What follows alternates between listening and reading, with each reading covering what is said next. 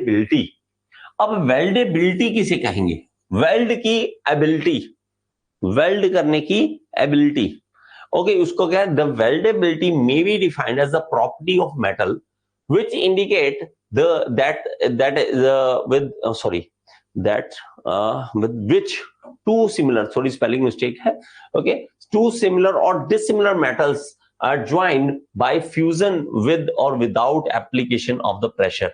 अब इसको बड़े ही ध्यान से सुनिए, ठीक है, इसको बड़े ही ध्यान से सुनिए, इसको एडजॉइन एडजॉइन एडजॉइन। ओके, अब देखिए बड़े ध्यान से सुनिए, कहता है कि ये प्रॉपर्टी है मेटल की, प्रॉपर्टी है किसकी? मेटल की, विच इंडिकेट, जो इशारा करती है, ओके, इशारा क्या करती है कि दो सिमिलर और डिसिमिलर मेटल्स एडजॉइन किए जा सकते हैं विद और विदाउट एप्लीकेशन ऑफ प्रेशर, चाहे आपको प्रेशर लगाएं चाहे आप प्रेशर ना लगाएं। मतलब आपको कहोगे सर ये क्या मतलब है, प्रेशर लगाएं या ना लगाएं? देखिए, आप जब आर्क वेल्डिंग की बात करते हो तो आप वेल्डिंग जब आप करते हो तो आप मेटल को, पीसेस को ऐसे दबा के जोर लगा के पकड़ते नहीं हो, नीचे रख देते हो, बस वेल्डिंग कर देते हो, प्रेशर नहीं लगाना पड़ता आपको। लेकिन कुछ वेल्डिंग्स ऐसी हैं जहां पे हमें फोर्स, धक्के से फोर्स लगाकर इसको जोड़ के रखना पड़ता है। ओके, जैसे फ्रिक्शन वेल्डिंग में बात करते हैं तो हम फोर्स लगाते हैं ताकि घूमे भी और आपस में जुड़े भी रहें, प्रेशर लगाते हैं। तो यहां पर कभी लगता है कभी नहीं लगता। एंड विद और without the use of film, okay okay, यहां पे क्या है? यहां पे है विद और without use of filler material the weldability of metal is affected by the composition and thermal properties of matter. कि मैटर की थर्मल प्रॉपर्टीज के ऊपर बहुत सारा चीजें डिपेंड करेंगी। तो वेल्डेबिलिटी है कि आप किसी चीज को वेल्ड कर सकते हो या नहीं कर सकते हो। ओके, जस्ट होल्ड ऑन, एक मिनट।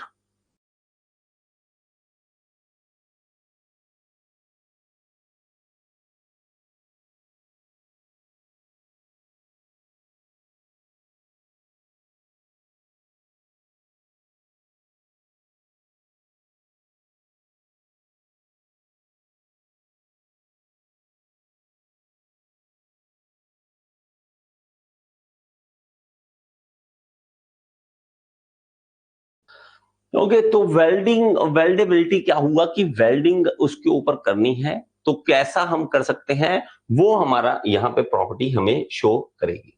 अब हमारे पास वेल्डिंग भी अलग अलग तरह की है। सबसे पहले आता है ऑटोजेनस वेल्डिंग। ऑटोजेनस वेल्डिंग क्या है? It is the welding is the fusion welding method that does not require the application of filler material. कहता है कि हमें फिलर मटेरियल ना डालना पड़े, ऐसी वेल्डिंग जहां पे हमें फिलर मटेरियल ना डालना पड़े उसको हम ऑटोजेनस वेल्डिंग कहेंगे। बड़े ही ध्यान से समझना, ऑटोजेनस वेल्डिंग याद रखो क्या? जिसके अंदर फिलर मटेरियल नहीं डालना। कि हम वेल्डिंग कर रहे हैं, तो आपने देखा होगा जब हम कभी वेल्डिंग करते हैं साथ में फिलर मेटल यूज करते हैं, फिलर मेटल यूज करते हैं तो हमारे पास वो नहीं यूज होगा तो उसको हम ऑटोजेनस वेल्डिंग बोलेंगे।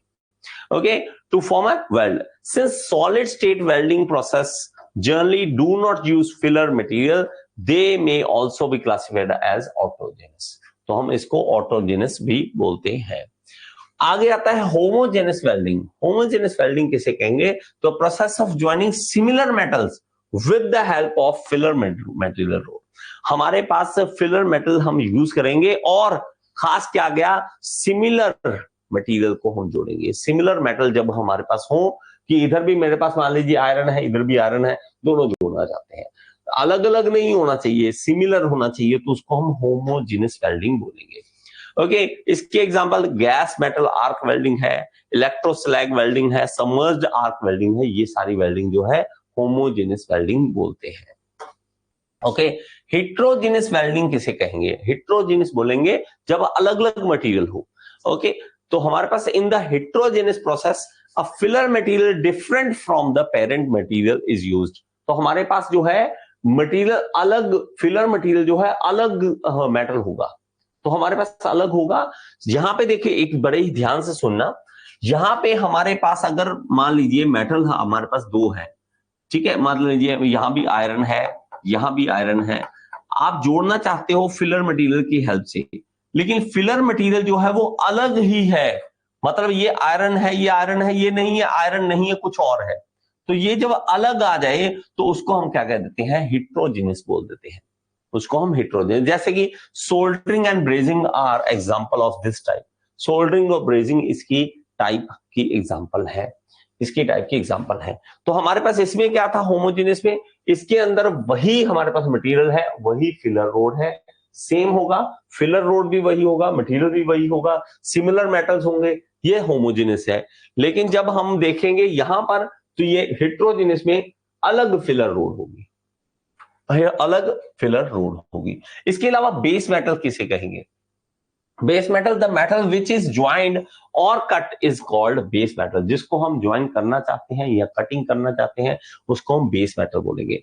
फिलर मेटल किसे कहेंगे, filler metal is required to fill the gap between the parts to be joined. जब हम वेल्डिंग करते हैं तो हमारे पास उसके अंदर गैप रह जाता है, इस तरह से कभी भी एग्जैक्टली जोड़ नहीं पाते हम, इस तरह से गैप रहता है, जो उस गैप को फिल करने के लिए हम देखते हैं, तो वो हम फिलर मेटल का यूज करते हैं, फिलर मेटल रिक्वायर होता है उसके लिए।